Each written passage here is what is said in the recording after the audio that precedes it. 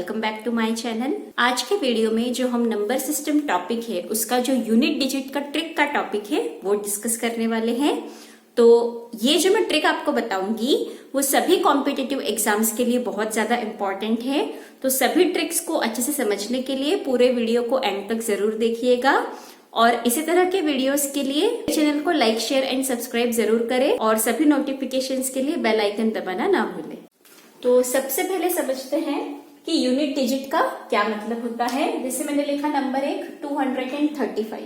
तो ये जो पीछे से अगर मैं स्टार्ट करूं तो जो मेरा सबसे पहला नंबर है जिसे हम वंस डिजिट, यूनिट डिजिट या फिर हिंदी में इकाई अंक भी कहते हैं। ओके, तो ये याद रखेंगे। जैसे मैंने एक और नंबर लिखा 102, तो 2 जो है वो मेरा इकाई अंक है। इस केस में 5 जो है मेरा इकाई अंक मीन्स यूनिट डिजिट है। इतना बेसिक आपको पता होना ही चाहिए। तो इस पे बेस्ड जो क्वेश्चन आते हैं वो काफी एडवांस लेवल के आते हैं, बट पहले मैं आपको बिल्कुल एक दो बेसिक क्वेश्चंस बता रही हूँ ताकि आपकी एक बार ग्रिप बन जाए इस टॉपिक पे। देखिए, जैसे मैं एक क्वेश्चन लिख देती हूँ। जैसे मैंने लिखा 235 इंटू 46 इंटू 39 इंटू 84। ओके, मैंने ये नंबर लिखा। अब मुझे पूछा गया एग्जाम में, मुझे 4 ऑप्शन दे दिए गए और मुझे पूछा गया कि इस नंबर का यूनिट डिजिट क्या होगा। तो देखिए, हमें सिर्फ अब यूनिट जो डिजिट है, जो इकाई अंक है ना, उसी के मल्टीप्लीकेशन से मतलब होना चाहिए। अब हमें पूरा मल्टीप्लाई करवा के सॉल्व करके नहीं देखना है, अदरवाइज ये बहुत टाइम कंज्यूमिंग होगा और ये करेक्ट अप्रोच भी नहीं होगी। तो अब मैं डायरेक्ट यूनिट डिजिट्स का मल्टीप्लाई करवाऊंगी। देखिए 5 इंटू 6 यहाँ पर हमारे पास में आ गया 30। अब ध्यान से समझिएगा, यहाँ पर 5 इंटू 6 30 आ गया, मीन्स जो यूनिट डिजिट आया 30 में जो यूनिट डिजिट है वो आएगा 0। ओके, अब आप यहाँ पर 9 और 4 का भी मल्टीप्लाई करवाएंगे, वो अल्टीमेटली 0 से ही मल्टीप्लाई होगा। तो इस केस में जो हमारे पास में यूनिट डिजिट आएगा वो आ जाएगा 0। ओके, तो आपको मल्टीप्लाई करने पर जहां भी अगर यूनिट डिजिट में 0 मिल जाता है तो आपको फिर ज्यादा कैलकुलेशन करने की बिल्कुल भी जरूरत नहीं, डायरेक्ट आंसर आप उसका 0 लिख दीजिए। एक और इसी तरह का क्वेश्चन देख लेते हैं। जैसे मैंने लिखा 239, 81, 96 ये लिखा। तो अभी हमें आंसर चाहिए, तो हमें किससे मतलब है? हमें सिर्फ यूनिट डिजिट से मतलब है। तो 6 इंटू 1 हो गया 6 इंटू 9 हो गया हमारे पास में 54 और 54 का जो यूनिट डिजिट है वो हो गया हमारे पास में 4। तो इस केस में जो यूनिट डिजिट आया वो आ जाएगा हमारे पास में 4। एक और इसी तरह का क्वेश्चन देख लेते हैं। जैसे मैंने लिखा 235 प्लस 38 प्लस 31 प्लस 86। ओके, अब प्लस है तो इसमें सिर्फ आपको यूनिट डिजिट चाहिए, तो आप डायरेक्टली इन यूनिट डिजिट्स का आप एडिशन करवा दीजिए। तो 6 प्लस 1 हो गया 7, 7 प्लस 8 हो गया हमारे पास में 15, 15 प्लस 5 हो गया 20। तो इस केस में जो यूनिट डिजिट आया वो आया हमारे पास में 0। तो ये तो बहुत ही बेसिक लेवल के क्वेश्चंस है, इस तरह के एग्जाम में आने के बहुत कम चांसेस है, बट सिर्फ मैंने आपको आपका एक बार फंडामेंटल क्लियर हो जाए उसके लिए मैंने आपको ये एक बार सॉल्व करके बताया है। अब देखते हैं हम इससे रिलेटेड कुछ एडवांस लेवल के क्वेश्चंस। अब देखते हैं, जैसे इस तरह के क्वेश्चन ज्यादातर पूछे जाते हैं पावर में जिनकी वैल्यूज होती है। जैसे 3 की पावर आपको दिख रही है यहाँ पर 65, हिंदी में पावर को घात कहते हैं। यहाँ पर 6 की पावर हो गई 59, मतलब 6 की घात यहाँ पर 59 है, और 7 की पावर हो गई यहाँ पर 71। तो हमें इस क्वेश्चन में जैसे पूछा गया कि इसका यूनिट डिजिट क्या होगा ये हमें बताना है। तो देखिए, जिस तरह से मैं कर रही हूँ अगर आप उस तरह से करेंगे तो आपका आंसर बहुत जल्दी आएगा।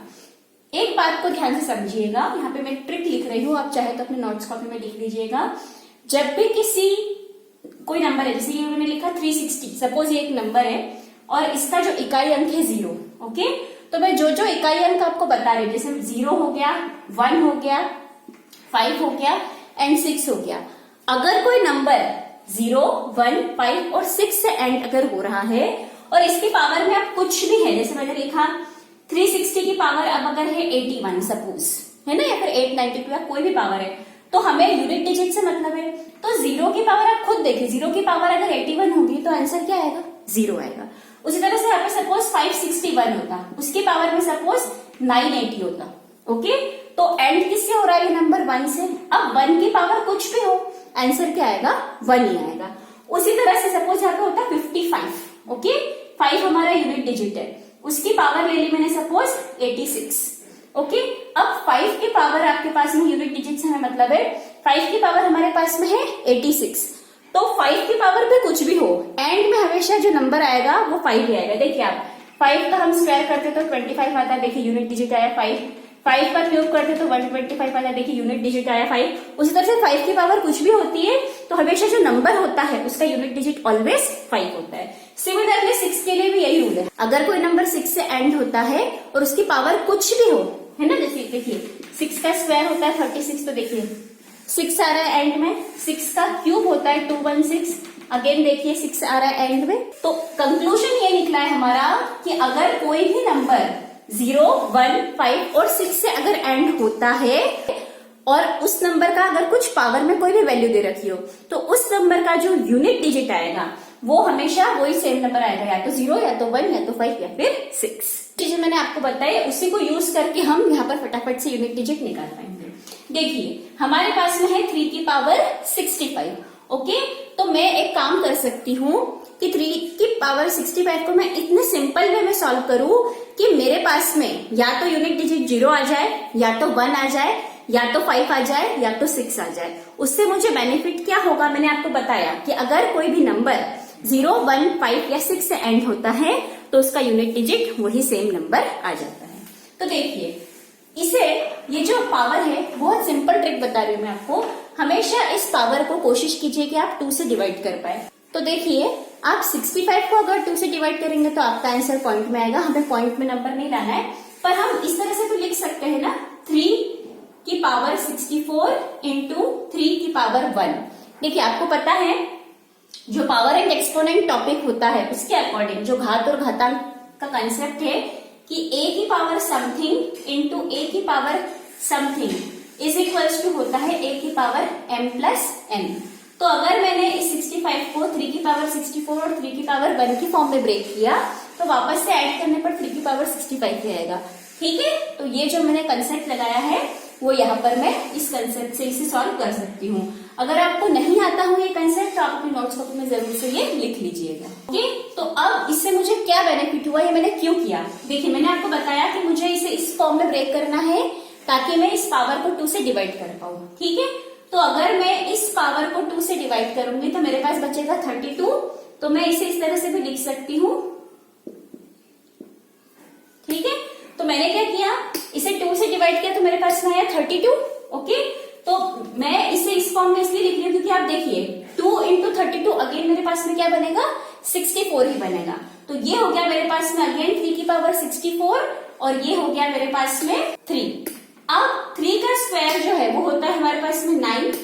ओके, और 9 को का अगर मैं स्क्वायर करूं तो अगेन यहाँ पे मेरे पास बचेगा 16 क्योंकि 2 इंटू 16 होता है 32 और ये मेरे पास में 3 एज इट इज रहेगा। अब इसे 9 की फॉर्म में बनाने का बेनिफिट ये है कि अब ये हो गया मेरे पास में 9 का स्क्वायर होता है 81 और मैंने आपको बताया 1 की पावर कुछ भी हो, हमें सिर्फ यूनिट डिजिट से मतलब है ना। अब यहाँ पे 9 का स्क्वायर किया तो हमें मिला 81। अब यहाँ पर यूनिट डिजिट आया 1, तो 1 की पावर हो गई 16 और साथ में आ गया 3। तो 1 की पावर कुछ भी हो यूनिट डिजिट 1 ही आएगा और 1 इंटू 3 हमारे पास में फाइनली यहाँ पर सॉल्व करने पर जो हमें मिलेगा वो मिलेगा 3। सिमिलरली अब 6 को तो सॉल्व करने की जरूरत है, मैंने बोला था आपको कि 6 की पावर जो भी हो हमेशा हमें 6 ही मिलेगा। तो मैं डायरेक्ट यहाँ पे यूनिट डिजिट 3 इंटू 6 लिख रही हूँ। नेक्स्ट है अब यहाँ पे हमारे पास में 7 की पावर 71। तो इसके लिए अगेन हम यही ट्रिक यूज करेंगे जो मैंने अभी 3 के लिए यूज की। पहले मैं इसे इस फॉर्म में लिख देती हूँ जिससे मैं इसे ये जो पावर है उसे 2 से डिवाइड कर पाऊँ। तो ये 7 की पावर 70 और 7 अलग से लिख दिया मैंने, तो ये अगेन 70 प्लस 1 71 ही हो गया। तो इसे लिख सकती हूँ मैं 7 का स्क्वायर और ये 35 इंटू 7। देखिए 2 इंटू 35 अगेन 70 ही हो जाएगा। 7 का स्क्वायर लिखने से बेनिफिट क्या है कि 7 का स्क्वायर होता है 49। तो 9 अगर हमें मिला, ओके, तो 9 की पावर 35 है, अगेन मैं इसे 34 लिख दूंगी, साथ में एक 9 आ जाएगा, अगेन ये 9 की पावर 34 और 9 की पावर 1 तो अगेन 35 ही हो रहा है और साथ में ये हो गया 7। अब 9 की पावर 34 है तो इसे हम लिख सकते हैं अगेन 9 का स्क्वायर और ये हो जाएगा यहाँ पे 17 इंटू 9 इंटू 7। 9 का स्क्वायर अगेन आएगा 81। 1 की पावर 17 जो होगी उसका आंसर 1 ही रहेगा। 9 इंटू 7 हो जाएगा हमारे पास में 63। तो 63 का जो यूनिट डिजिट है वो है 3। तो 3 इंटू 6 हमारे पास में इन दोनों को सॉल्व करने पर यूनिट डिजिट्स मिल रहे थे। तो 3 इंटू 6 और यहाँ से आया हमारे पास में 3, तो 3 इंटू 3 हो गया 9, 9 इंटू 6 हो गया हमारे पास में 54। तो हमारा जो फाइनल यूनिट डिजिट आएगा इस केस में वो आ जाएगा 4। फ्रेंड्स, हो सकता है अभी स्टार्टिंग में आपको थोड़ा सा इसे समझने में दिक्कत हो रही होगी, बट आप जैसे जैसे प्रैक्टिस करते जाएंगे तो आपका आंसर 10 to 20 सेकेंड्स में इजीली कैलकुलेट हो जाएगा। एक और क्वेश्चन देख लेते हैं इसी तरह से। 6374 की पावर 1793, 625 की पावर 317 एंड 341 की पावर 391। अब देखिए ये इतना बड़ा नंबर है हमारे पास में, पर हमें टेंशन करने की जरूरत नहीं है, हमें सिर्फ अगेन यूनिट डिजिट से ही मतलब है। तो मतलब हो गया 4 की पावर 1793 इंटू 5 की पावर 317 इंटू 341 की पावर हो गई 391। तो आपको देखते ही पता चलना चाहिए, सॉरी 1 ही है यहाँ पे, है ना, मैं सिर्फ यूनिट डिजिट कंसिडर कर रही हूँ।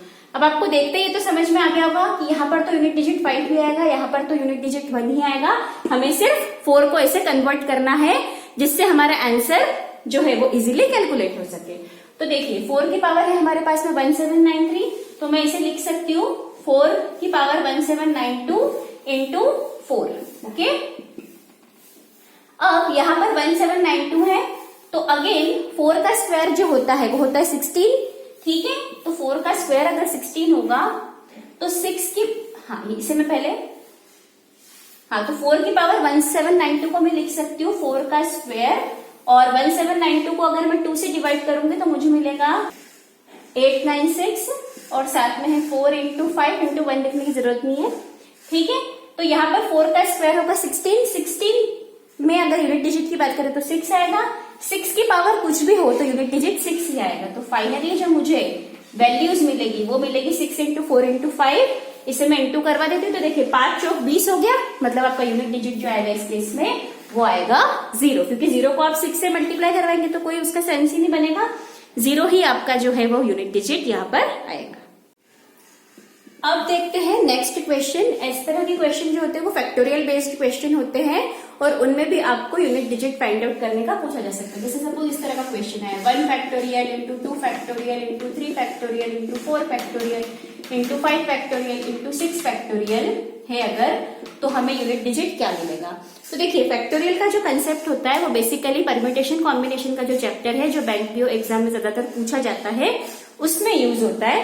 तो अगर आपको वो नहीं आता हो तो परम्यूटेशन कॉम्बिनेशन का जो टॉपिक है उसका लिंक मैं आपको डिस्क्रिप्शन बॉक्स में प्रोवाइड कर रही हूँ, उसे आप चेक कर लीजिएगा। फिलहाल के लिए मैं आपको शॉर्ट में समझा देती हूँ कि फैक्टोरियल क्या होता है। जैसे m फैक्टोरियल है ना, सपोज यहाँ पे जैसे मैंने लिखा है, जैसे मैंने लिखा है 3 फैक्टोरियल, तो 3 फैक्टोरियल को हम कैसे सॉल्व करते हैं, 3 इंटू 2 इंटू 1, है ना, जो नंबर है उससे कम से उसे मल्टीप्लाई करवाते जाते हैं। जैसे मैंने लिखा 6 फैक्टोरियल, तो 6 into 5 into 4 into 3 into 2 into 1 तक हम उसे मल्टीप्लाई करवाते रहेंगे। अगर 21 फैक्टोरियल तो 21 इंटू 20 इंटू 19 अप टू 1 तक हम उसे मल्टीप्लाई करवाते रहेंगे। तो देखिए अब आपको ये पूछा गया है इस क्वेश्चन में कि 1 factorial into 2 factorial into 3 factorial into 4 factorial into 5 factorial into 6 factorial में यूनिट डिजिट क्या आएगा। तो आपके लिए सबसे बेस्ट ट्रिक ये रहेगी कि आप 1 से 9 तक के जो भी फैक्टोरियल्स की वैल्यू होती है उसे आप याद रखिए। मैं यहाँ पे लिख रही हूँ, जैसे 0 का फैक्टोरियल होता है 1, 1 का फैक्टोरियल होता है 1, 2 का फैक्टोरियल होता है 2 इंटू 1 मीन्स 2, 3 का फैक्टोरियल होता है 3 इंटू 2 मीन्स 6, 4 का फैक्टोरियल होता है डायरेक्ट आप 3 इंटू 2 तो आपको मिल ही चुका है 6, तो आप डायरेक्ट इसे 4 से मल्टीप्लाई करवा दीजिए, तो ये हो गया 24। 5 का फैक्टोरियल होता है 120, 5 का फैक्टोरियल होता है हमारे पास में 120, 6 का फैक्टोरियल होता है 720, 7 का फैक्टोरियल होता है 5040 एंड 8 का फैक्टोरियल होता है 40320। एटलीस्ट आप इतने फैक्टोरियल्स की भी वैल्यू याद रखेंगे तो आपसे एग्जाम में बहुत सारे क्वेश्चंस इजीली सॉल्व हो जाएंगे। और अगर याद नहीं है तो टेंशन लेने की कोई जरूरत नहीं है, आप उसे कैलकुलेट भी कर सकते हैं, पर ये आपको पता है कि ये बहुत ज्यादा टाइम कंज्यूमिंग रहेगा। तो देखिए अब यहाँ पर यूनिट डिजिट हमें कैलकुलेट करना है, तो सिंपल सी बात है, यहाँ पर 5 का फैक्टोरियल आ रहा है और 5 का फैक्टोरियल की वैल्यू होती है 120 और इसका एंड हो रहा होता है 0 से। उससे पहले ऐसा कोई भी नंबर नहीं जिसके फैक्टोरियल के एंड में 0 आ रहा हो, बट यहाँ पर आ रहा है। फिर आपको कोई टेंशन लेने की जरूरत ही नहीं, अगर एक भी 0 मिल गया आपको, है ना, तो यूनिट डिजिट हमारा क्या होने वाला है, 0 ही होने वाला है। तो फैक्टोरियल पर बेस्ड अगर क्वेश्चन के लिए आपको यूनिट डिजिट पूछा जाए तो बस आप चेक कर लीजिएगा कि ऐसा कोई भी फैक्टोरियल नंबर आपको मिल रहा है क्या जिसका एंड जो है वो 0 से होता हो। आई होप फ्रेंड्स ये वीडियो आपके लिए बहुत हेल्पफुल रहा होगा। आप यूनिट डिजिट के क्वेश्चंस की ज्यादा से ज्यादा प्रैक्टिस कीजिएगा और अगर कुछ डाउट है आपके तो मुझे कमेंट सेक्शन के थ्रू जरूर पूछिएगा। नेक्स्ट वीडियो में हम एप्टीट्यूड की और भी शॉर्ट ट्रिक्स और अलग कंसेप्ट डिस्कस करेंगे। See you soon in next video.